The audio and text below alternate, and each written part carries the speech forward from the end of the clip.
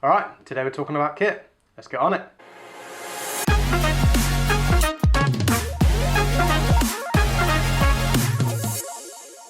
Welcome to another episode of the HEMA Show. I, like always, am your host Stu, barely capable, and this is edited by my mate Andy. Say hi, Andy. I'm in danger. I can only apologise, mate. Alright, so yeah, today we're looking at kits and what kind of items of kit should you be buying first. HEMA is a sport with a lot of items. So it can be tricky when you're new to think about what kit you should be buying next. Now this won't necessarily be overly applicable to maybe some more advanced fighters. However, it's always something worth thinking about. This is always some good advice to have. Never underestimate, as an advanced fighter, as a more experienced fighter, how much your advice, how much your recommendations can really set a new person at ease. So knowing things like this is actually a really good tool to have just in your back pocket, because starting a new club, starting a new hobby, it can be quite daunting. So you will find that people will either come to you for advice or completely close down. So it's always worth, as a more advanced fighter, knowing the sort of responses that you'll give people if they do ask you for advice. So with that in mind, let's run through. So this, I'm looking at this not as a HEMA fighter, but as a coach. So this may not be to your perceived idea of what's most important to least important, but I'm looking at it from a coach's point of view. Now you'll notice there's a primary word. It's going to be one of those days, I think. There's a main thing that I'm looking at with these that is the primary thing that I'm thinking about, and that's safety. So you'll notice that the things that are highest up on the list are the most safe, and then we start to kind of go down the list, but you'll see. So you've just got into HEMA, you've just done your beginner's course or whatever your local club has that's the equivalent. So what should you be buying next? What is your first purchase? Honestly, I don't think you would get much debate from anyone that your first purchase should be a mask. That is the most important thing you will have. It is the most important piece of kit in your bag. A mask is the be-all and end-all. It protects your brain pan, it protects your lid, protects your face, protects your teeth, protects your nose. It's so important. It is so important. If you take a big hit to the head, that's it, game over. There's very few parts of the body where that is equally as true, other than maybe right in the heart. So you take a big one to the brain pan, it can really have some huge effects. So yeah, mask, and it's the one piece I would recommend not cheaping out on anything. However, I know that I'm in a very lucky position where I have the luxury of not being able to cheap out on things. I totally get that some people have differing budgets, so take that into consideration. However, doubly so, the mask is the area that you really don't want to be cheaping out. So you're going to look for a mask, and then when you're looking for a mask, there's various different options. Typically you find 350 newtons or 1600 newton masks. This can be a little confusing. Newton rating is puncture resistance. It is not padding. He is part man, part pillow. All carnage.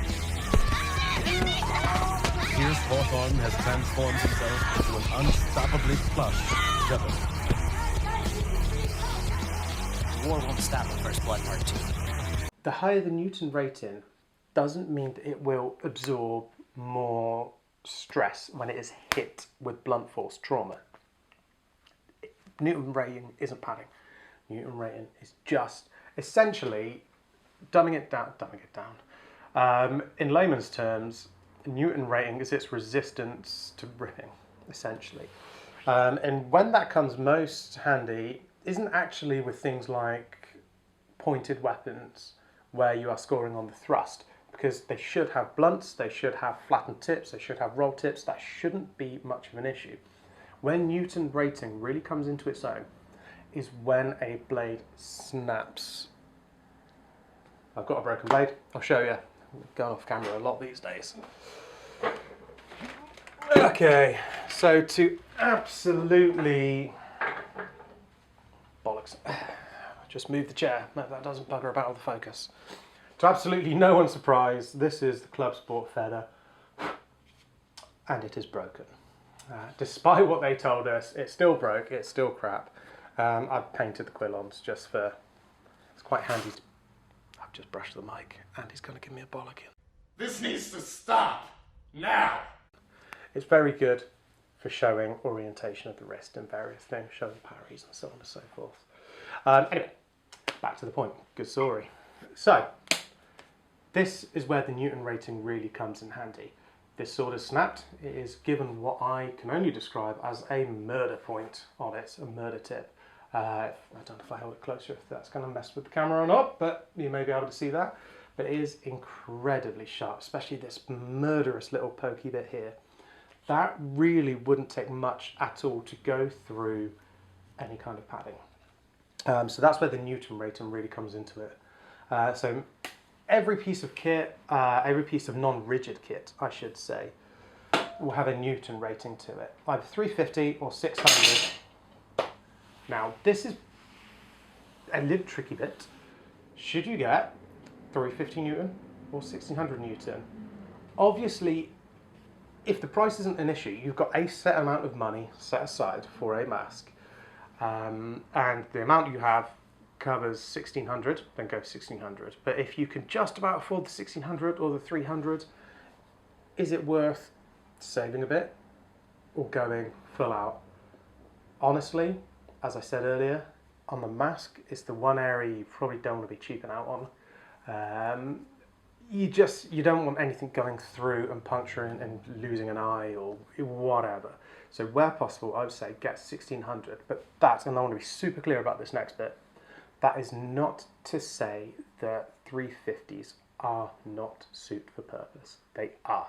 They are fine. I've taught fencing for a long time. I've taught HEMA for a long time. I have seen many, many broken blades. Not only that, I've seen broken blades snap on the lunge and carry through and hit someone. And every single time this has happened, a 350 Newton garment, whatever it may be, has always taken the blow and not punctured. It's left them with a hell of a bruise, but it has not punctured and gone through. Now, that's not to say that it's impervious, obviously, but every time I personally have seen a malfunction in a weapon and it snaps, 350 stopped it. So that's for you to consider. Honestly, I would say, if possible, stump up for 16s, but 350 will work. But it's the one area I would say really plumb for the 16. Funnily enough, when I was fencing one of my mates, Kev, I was doing épée. It was years and years and years ago. And I lunged at her and it snapped on the lunge because she countered into my lunge. She went for a closing cease. So she stepped forwards, went to pick up the cease, and she pulled her arm back too far because she's a dirty foilist. At the time she was a dirty foilist anyway. She did a bit of sabre. So she brought the arm back, picked up my cease, brought the arm back on her parry, fell off, and basically two decreasing distances, we got awfully close. Lunge got super close, sword bent in half, snapped, and then obviously because we were still decreasing, the rest of my swords, do I have it here actually? No, I've binned it. Carried on and hit her square in the chest. She had a massive bruise. It was about the size of that. It was huge, huge bruise on her chest. And you can see the epicenter of it was right between one of her ribs as well. But didn't puncture, and that was a 350 fencing jacket. So, you know. Anyway, back to the point. So that's the most important thing, would be a mask. Next most important thing, I would say, would be gloves. You notice that safety is a theme here. Gloves are super important. If you break a finger, you break a thumb, you destroy something on your hands, there is a lot of awful small bones, carpals, metacarpals, and fingers, phalanges, worth protecting. There's an awful lot of very small things here that are very, very, very easy to break. So get some gloves next. What gloves? Kind of depends on your weapon. Where possible, get something that is rigid. I personally, this is not a slate on a company or a business or anything like that. This is just my personal opinion. I do not rate the Red Dragon standards. I think the build quality is low. I think that the protection is not good enough. I think the cost is too much for what you get.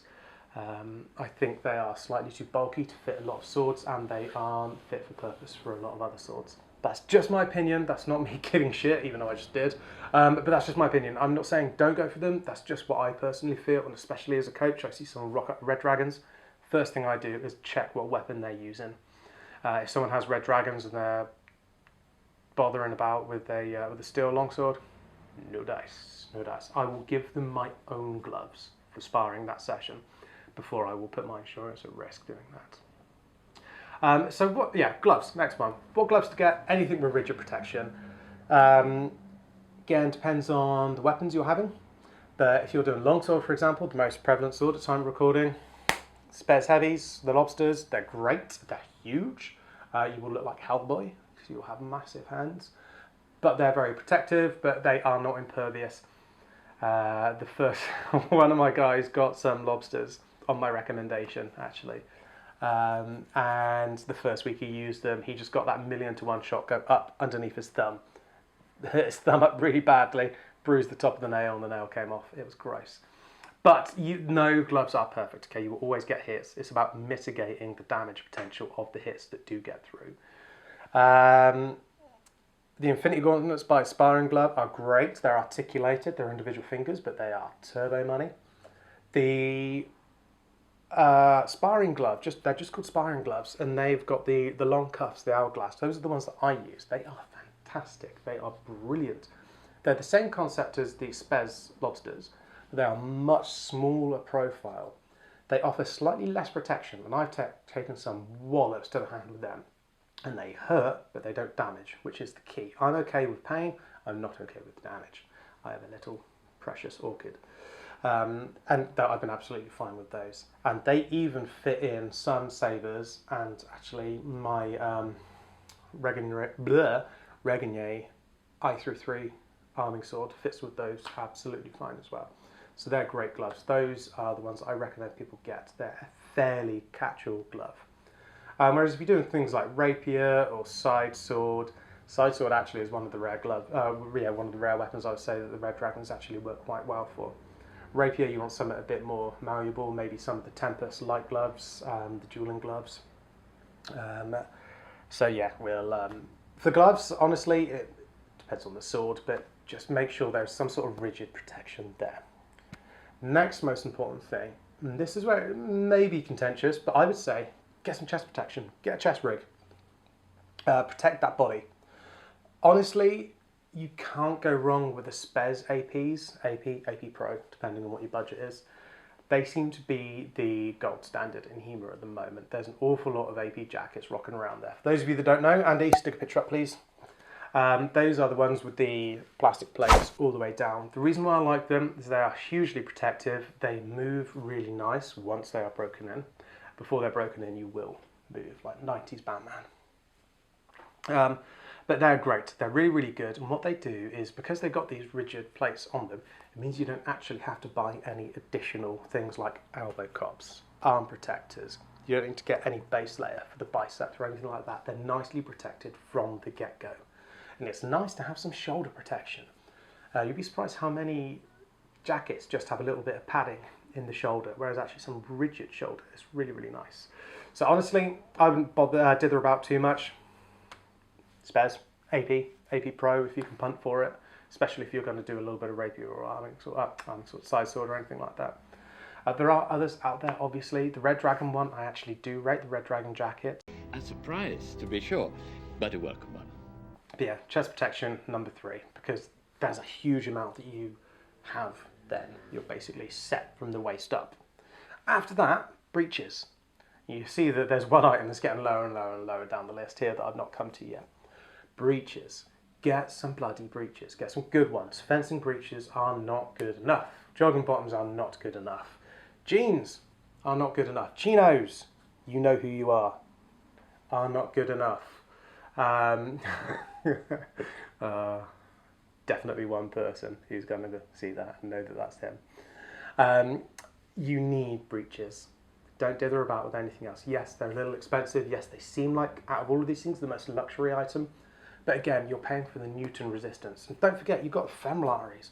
that's one fuck up away from game over. If you get a broken blade and you're wearing joggers, and yeah, it's an extremely rare situation that might happen. You get that broken blade, slice that leg, boom, that is an off switch. So yeah, breeches, you're getting the Newton resistance in with the breeches. I can't rate them highly enough. The spares, Locust ones are really, really good. Lots of protection on the legs. The Night Shop equivalent are very good as well. After breeches, finally get yourself a sword. Yeah. The reason why I put the sword so far down is you must make yourself safe before you do anything. Any decent club will have a sword for you to borrow. Any other members may let you borrow their swords. Your coach should have something that you can use as well. You're under no obligation to buy a sword. Everyone wants to get a sword, but there should be swords available to you. What you need to do first, what your main responsibility first, is safety. Keep yourself alive, then get yourself a sword. Sword, whatever sword weapon you want, whatever manufacturer you want. I've done a different video on that. I'll pin the comment below if I can remember or / be asked. And then after sword, any additional lower leg protection. The reason why I've not left this one, I've left this one till last, because it's up to some people whether they get some. If they're doing saber, for example, which is predominantly high body, it's not as important. But you should always have lower leg protection in your arsenal anyway. I would say never fight without it, but I understand why some people put it at a lower level. The Night Shop and Spares wraparound ones with the knee cops built into them are great. They are some of the rare ones that actually stay in place. The Night Shop articulated ones I don't rate, they fall down. I have in the past taped them to my leg to keep them in position.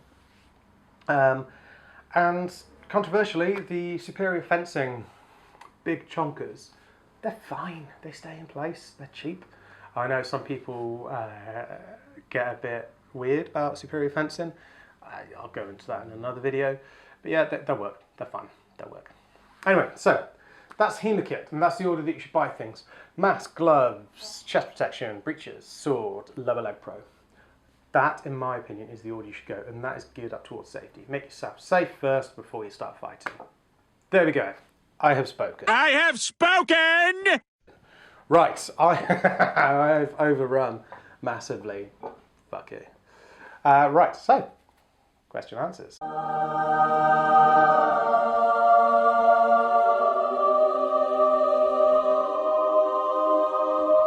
Okay, so today's question comes from somebody called Paul K.